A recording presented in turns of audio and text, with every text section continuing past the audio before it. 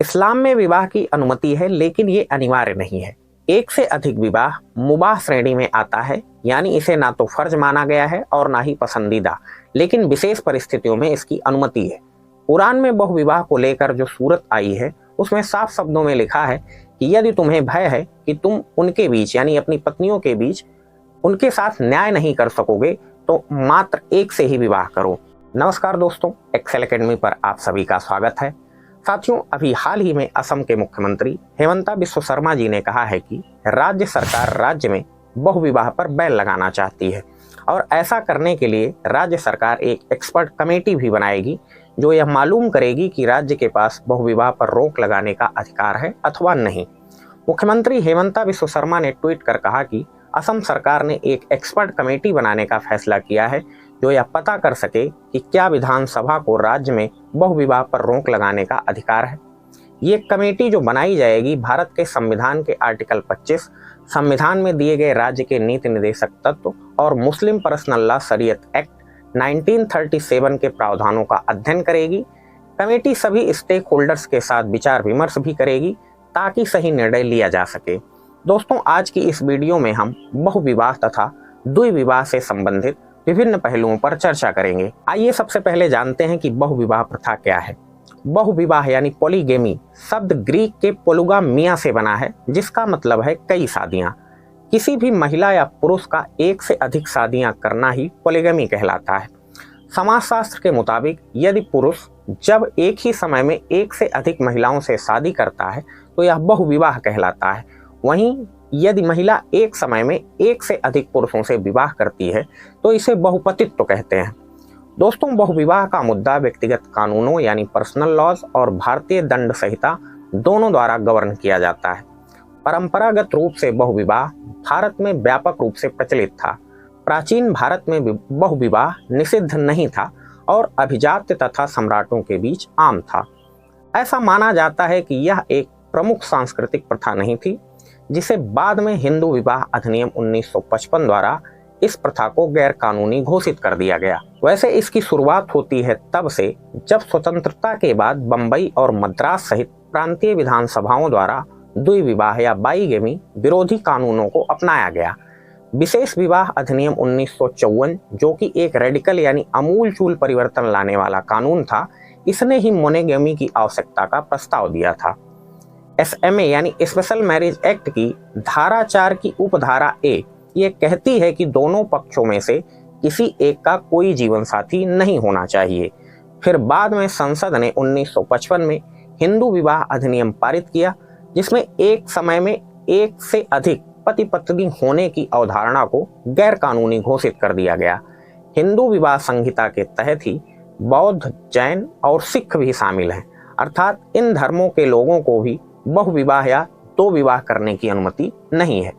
वहीं पारसी विवाह और तलाक अधिनियम 1936 ने पहले ही द्विविवाह को गैर कानूनी घोषित कर दिया। हिंदू विवाह अधिनियम 1955 की धारा 5 के अंतर्गत यह महत्वपूर्ण शर्त अधिरोपित की गई है कि हिंदू विवाह तभी संपन्न होगा जब विवाह के समय दोनों पक्षकारों में से ना तो वर की कोई पत्नी जीवित होगी और ना ही वधू की कोई पति जीवित रहेगा। हिंदू मैरिज एक्ट की धारा 17 के तहत द्विविवाह को एक अपराध माना गया है और भारतीय दंड संहिता 1860 की धारा 494 और 495 के प्रावधान तदनुसार लागू होते हैं। IPC की धारा 494 के तहत एक से अधिक शादियां यानी बहुविवाह करना अपराध है। धारा 494 के अनुसार यदि किसी का पहला पति या पत्नी जिंदा है तो वह दूसरी शादी नहीं कर सकता है।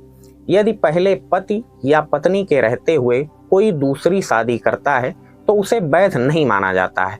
ऐसा करने पर उसे जेल की सजा भी हो सकती है और बहुविवाह के अपराध में अधिकतम 7 साल की सजा हो सकती है। साथ ही दोषी व्यक्ति पर जुर्माना भी लगाया जा सकता है।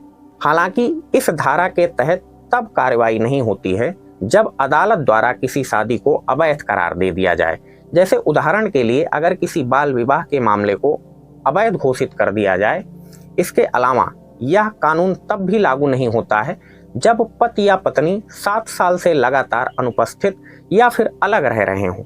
आसान भाषा में कहूँ तो इसका मतलब ये है कि शादी के रिश्ते में अगर पति या पत्नी में से किसी एक ने शादी छोड़ दी है या जब 7 साल तक उनका कोई ठिकाना पता नहीं है, तो ऐसी स्थिति में पति या पत्नी किसी और से विवाह कर सकते हैं। हालांकि द्वि विवाह एक अपराध होने के बावजूद द्वि विवाह से पैदा हुए बच्चे के कानून के तहत पहली शादी से जो बच्चा पैदा होता है उसके समान अधिकार ही प्राप्त होते हैं उसको भी। हिंदुओं के लिए द्वि विवाह कानून का एक महत्वपूर्ण अपवाद गोवा है दोस्तों, जो व्यक्तिगत कानूनों के लिए अपने स्वयं के कोड का पालन करता है। यहाँ पर हिंदू पुरुष को 2 शादियां करने की छूट है, लेकिन इसके लिए कानून में परिस्थितियों का भी जिक्र है और ये परिस्थिति इस तरीके से होनी चाहिए। अगर हिंदू शख्स की पत्नी 25 वर्ष की आयु तक गर्भ धारण करने में विफल रहती है या यदि वह 30 वर्ष तक की आयु में एक पुरुष बच्चे को जन्म देने में विफल रहती है, तो ही इन्हीं परिस्थितियों में हिंदू जो पुरुष है वो 2 शादियां कर सकता है।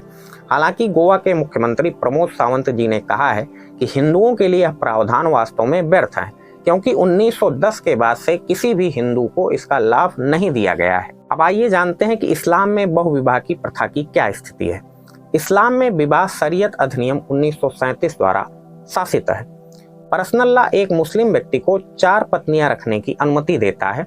इस्लाम में बहुविवाह की अनुमति है, लेकिन ये अनिवार्य नहीं है। एक से अधिक विवाह मुबाह श्रेणी में आता है, यानी इसे ना तो फर्ज माना जाता है और ना ही पसंदीदा माना जाता है, लेकिन विशेष परिस्थितियों में इसकी अनुमति है। कुरान में बहुविवाह को लेकर जो सूरत आई है उसमें साफ साफ शब्दों में ये लिखा है कि यदि तुमको भय है, तुम उनके बीच यानी अपनी पत्नियों के बीच न्याय नहीं कर सकोगे, तो मात्र एक से ही विवाह करो। ऐतिहासिक संदर्भों में अगर बात करें दोस्तों, तो बहुविवाह के प्रावधान युद्धकालीन स्थितियों में बनाए गए थे। युद्ध के समय युद्ध में हताहत होने के कारण समाज में पुरुषों की संख्या कम हो जाती है, जिसके परिणाम स्वरूप विधवाओं और अनाथों की संख्या में वृद्धि हुई थी। ऐसी स्थितियों के लिए ही इस्लाम बहुविवाह का प्रावधान देता है, ताकि विधवाओं और अनाथों को पति या पिता के निधन के बाद भी पारिवारिक जीवन की संभावना बनी रहे। इस्लाम में बहुविवाह की अवधारणा जो मुख्य रूप से थी, उसकी जो जड़ें हैं वो करुणा और दया के भाव में है। अब अगर आज कोई मुसलमान वर्तमान परिदृश्य में 4 विवाह की बात करता है, तो मुझे लगता है कि उससे बड़ा मूर्ख कोई नहीं होगा। साल 2016 में कर्नाटक कांग्रेस के एक नेताजी थे, उन्होंने कहा कि इस्लाम में बहुविवाह की इजाज़त है ताकि कोई भी आदमी अपनी यौन इच्छाओं को पूरा कर सके। इससे वेश्यावृत्ति पर रोक लगती है। ये भी देखा गया है दोस्तों कि मुस्लिम पर्सनल लॉ से लाभ उठाने के लिए दूसरे धर्मों के कई पुरुष दूसरी पत्नी रखने के लिए इस्लाम में परिवर्तित हो जाते थे। ऐसे कई मामले सुप्रीम कोर्ट के सामने आए। एक मामला है मीना माथुर जी का। इनकी शादी 27 फरवरी 1978 को जितेंद्र माथुर से हुई थी। इस शादी से उनके 3 बच्चे, जिनमें 2 बेटा और 1 बेटी थी, ये लोग पैदा हुए। 10 साल बाद 1988 में इनके पति ने इस्लाम अपनाकर सुनीता नरूला के साथ दूसरी शादी कर ली। सुनीता भी अब फातिमा बन गई। इस्लाम धर्म अपनाने के बाद जितेंद्र ने अपनी पहली शादी को रद्द कर दिया। सुप्रीम कोर्ट में मीना माथुर जी ने याचिका दायर की और याचिकाकर्ता के अनुसार उसके पति का इस्लाम में धर्मांतरण केवल सुनीता उर्फ फातिमा से शादी करने और आईपीसी की धारा 494 के प्रावधानों को दरकिनार के उद्देश्य से किया गया था। जितेंद्र माथुर ने अपना तर्क दिया कि इस्लाम अपनाने के बाद उनकी 4 पत्नियां हो सकती हैं, भले ही उनकी पहली पत्नी हिंदू क्यों ना हो। फिर 1990 में सुनीता उर्फ फातिमा ने भी एक याचिका दायर की। इनका तर्क था कि इन्होंने जितेंद्र माथुर के साथ इस्लाम धर्म अपना लिया और शादी की, एक बेटा भी पैदा हुआ। आगे उन्होंने ये सुप्रीम कोर्ट में बताया कि उनसे शादी करने के बाद जितेंद्र अपनी पहली हिंदू पत्नी के प्रभाव में आकर वापस हिंदू धर्म में लौट आया है और अपनी पहली पत्नी और 3 बच्चों को पालने के लिए सहमत हो गया है। फातिमा की शिकायत ये थी कि वह अभी भी मुस्लिम है और उसके पति द्वारा उसका भरण पोषण नहीं किया जा रहा है और उसे किसी भी पर्सनल लॉ के तहत कोई सुरक्षा भी नहीं प्रदान है। ऐसे ही कुछ अन्य मामले जैसे गीता रानी, सुष्मिता घोष के भी थे। सारी याचिकाओं को एक साथ क्लब करके माननीय उच्चतम न्यायालय ने 1995 में सरला मुदगल बनाम भारत संघ के मामले में अपने ऐतिहासिक फैसले में कहा कि द्वि विवाह करने के एकमात्र उद्देश्य के लिए धर्म परिवर्तन करना असंवैधानिक है। ऐसा करना पर्सनल लॉज का दुरुपयोग है। कोर्ट ने आगे कहा कि हिंदू विवाह अधिनियम 1955 के तहत हिंदू विवाह को भंग किया जा सकता है। यानी केवल खुद को इस्लाम में परिवर्तित करके और फिर से शादी करने से हिंदू विवाह कानून के तहत विवाह भंग नहीं होता है और इस प्रकार भारतीय दंड संहिता की धारा 494 के तहत इसे अपराध माना ही जाएगा। इस स्थिति को बाद में 2000 में लिली थॉमस बनाम भारत संघ फैसले में भी दोहराया गया था। अब आइए देखते हैं कि बहुविवाह के प्रचलन की क्या स्थिति है। बहुविवाह के प्रचलन में राष्ट्रीय परिवार स्वास्थ्य सर्वेक्षण 5 2019-20 में दिखाया गया है कि बहुविवाह का प्रचलन ईसाइयों में 2.1%, मुसलमानों में 1.9%, हिंदुओं में 1.3% और अन्य धार्मिक समूहों में 1.6% है। आंकड़ों से पता चला है कि बहुपत्नी विवाह का सबसे अधिक प्रचलन आदिवासी आबादी वाले पूर्वोत्तर राज्यों में है।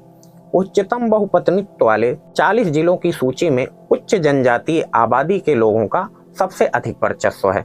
मुंबई स्थित international institute of population studies ने अपनी रिपोर्ट में ये बताया है कि बहुविवाह प्रथा की दर गरीबी, अशिक्षित और ग्रामीण तबकों में बहुत ज़्यादा है। ऐसे मामलों में क्षेत्र और धर्म के अलावा सामाजिक आर्थिक मुद्दों की भी अहम भूमिका होती है। साल 2019 में प्यू रिसर्च सेंटर की रिपोर्ट आई थी जिसमें बताया गया था कि दुनिया की लगभग 2% आबादी बहुविवाह वाले परिवार में रहती है। तुर्की और ट्यूनेशिया जैसे मुस्लिम बहुल देशों और दुनिया के ज़्यादातर दूसरे देशों में बहुविवाह पर प्रतिबंध लग चुका है। संयुक्त राष्ट्र बहुविवाह के प्रथा को महिलाओं के खिलाफ स्वीकार न किया जाने वाला भेदभाव बताता है और उसकी अपील है कि इस प्रथा को निश्चित तौर पर खत्म कर दिया जाना चाहिए। तो आज के वीडियो में दोस्तों इतना ही। आप लोग इस मुद्दे पर क्या सोचते हैं, अपनी राय कमेंट बॉक्स में दीजिएगा और आपसे अनुरोध है कि चैनल को सब्सक्राइब, वीडियो को लाइक तथा शेयर करना ना भूलें। मिलते हैं किसी और टॉपिक के साथ। आप सभी लोगों का बहुत बहुत धन्यवाद दोस्तों।